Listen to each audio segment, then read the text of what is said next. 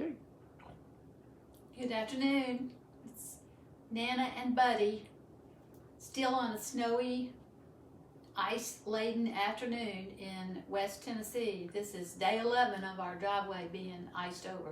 Not that we had to go anywhere. We've gotten very thankful these last 11 days that we did a lot of canning the last 2 summers with fresh produce. But I thought today, our Buddy and I thought that we would share with you something else that we've done that has turned out to be a really good thing for snacks for us. It is this little dehydrator that I paid somewhere around $40 for. This one's a magic meal. Might have been less than $40, but I did it a couple of years ago.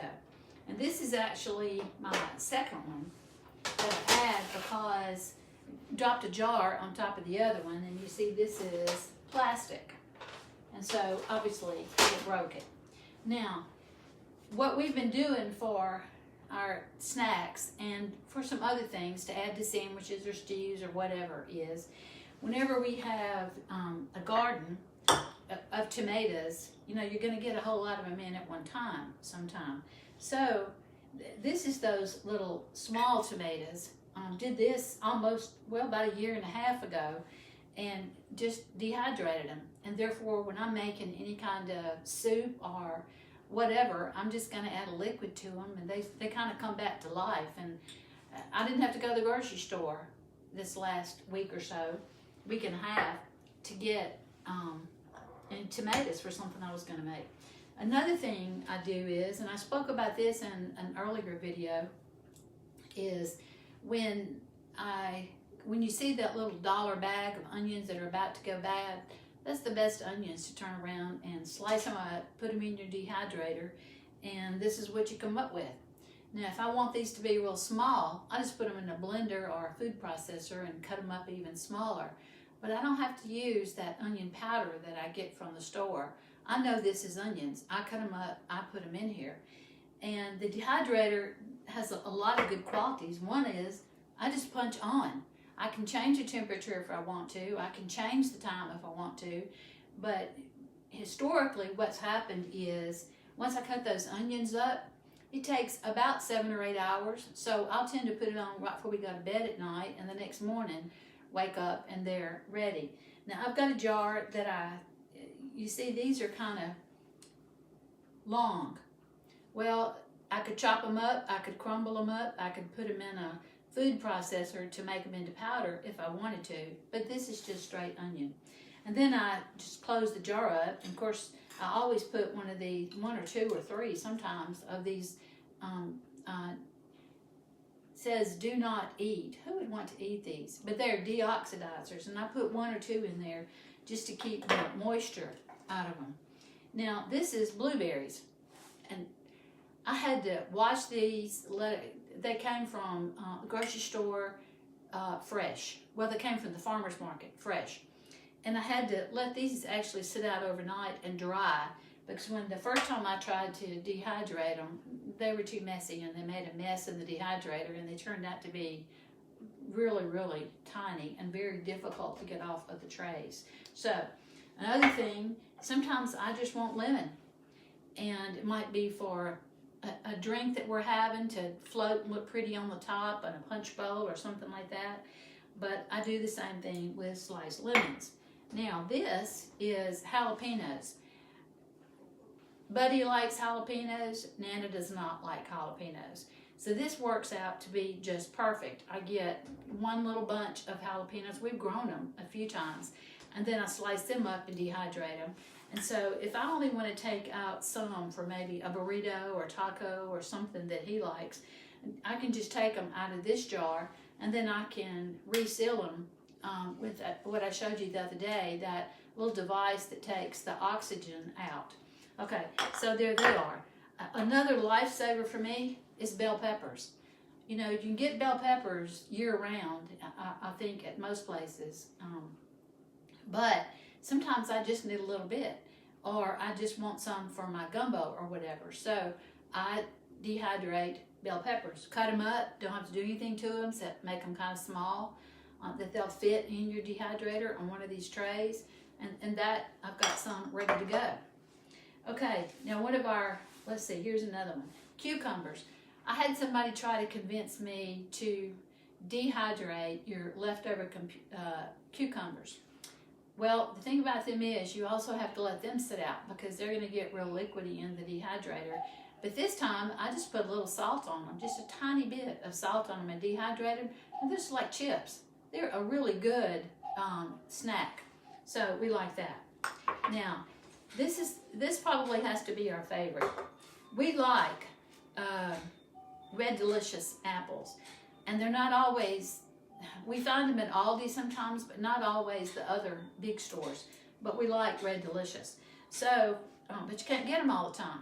So these apples are already washed, and this particular one, you see, I'm going to have to cut this off because I've let it sit here for a week or so. But I washed them really good with a little vegetable brush and some water, and I splashed a little bit of vinegar on them because there's no telling what kind of pesticides have been put on the outside of these. So, and this is the finished apple. And you can see we have multiple jars of these. I'll buy a few bags of these Red Delicious apples, and I'll cut them up. I leave the outside on there. I don't get rid of the outside either. And we just like to come by and snack that.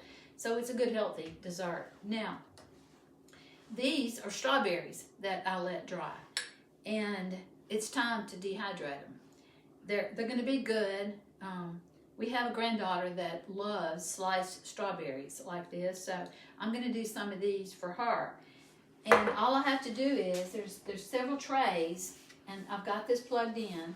So since I've already washed these apples, I'm just going to take the apples and lay them just like this, all across the top of the dehydrator. And it'll take, if I cut it on tonight before I go to bed, they'll be ready in the morning. It takes about 8 hours for the apples to dry. And we like the skin on them. We think that gives it a kind of a good crispness. I haven't tried to put salt on them. I've seen where some other people do that and put a little salt on it. But as it turns out like this, I mean, it's just a piece of dried apple. And there's no other ingredient. So this turns out to be a pretty delicious little snack and one of Buddy's very favorites. So that's all I have to do with this is lay the apples on top of the dehydrator. And when one little level gets full, I'm going to put another level on there. And by the time I wake up tomorrow morning, these strawberries and these apples are going to be ready to be put in a jar and put it on one of those little devices that sucks the air out of it with the lid on it. And these will last. I mean, oh gosh, I think the jalapenos are over a year old now. If you suck the oxygen out, that's what works good. And remember, again, I put one of the oxidizers, maybe 2 or 3, in a jar this size. You can use any size jar that you got if you want to do that. So it works out pretty good. So that's what my thing is today, to talk about something that's been working pretty good for us and giving us some snacks at a time that we need them, like the last 11 days when we couldn't go to the grocery store. And I'm still experimenting with it. If you got ideas of something else I should dehydrate, just let me know, because I will certainly try it. We like fresh blueberries, strawberries, whatever it is. Oh, and that reminds me, I did strawberries straight without drying them like I did right here. They're too mushy. They make a mess everywhere. I think that would have to be freeze dried for them to turn out dry and crisp. So I haven't had any success with that before, but I'm going to try it. I've also seen where some people take stale bread and lay them in these, put some garlic and some butter on them, and maybe tear them in 4 or 5 pieces and put it on the dehydrator, and the next day you've got croutons. So you want to try it? Let me know if it's working for you. I just haven't tried it yet. My next experiment or thing I'm going to try is Louisiana rice. It's called Parish rice, and it has a lower glycemic index. It has more protein in it. So we can't get it here in Tennessee, so I ordered some from Amazon, and I have a small bag of it. And in a couple of days, I'm going to make some Louisiana gumbo with chicken and link sausage, and andouille is our favorite.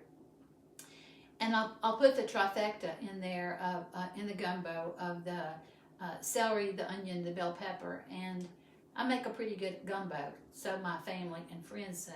So that's the next thing that I'm going to do in sometime soon. Hope things are good with you all. Hope you have a very blessed afternoon. Please remember to like and subscribe so we can continue this. Thanks.